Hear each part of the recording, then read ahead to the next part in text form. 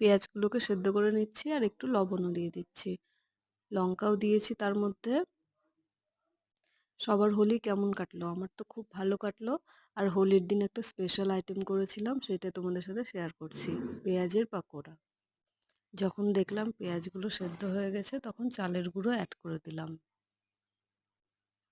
এইবার ভালোভাবে চালের গুঁড়ো আর পেঁয়াজকে মিক্স করে নিতে হবে আর একটু কিছুক্ষণ সেদ্ধ করে নিতে হবে। আমার তো খুব ভালো লাগে খেতে, তোমরা অবশ্যই এটা বানিয়ে খেও, দেখো সবাই খুব নাম করবে।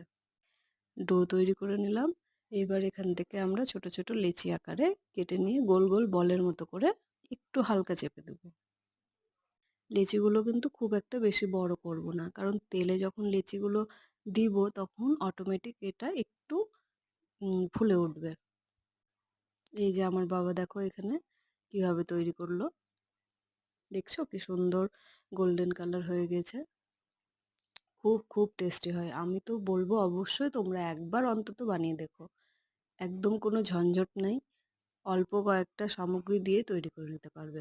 বাড়িতে থাকা উপকরণই লাগবে, আর এক্সট্রা কোনো কিছুই দিতে হবে না।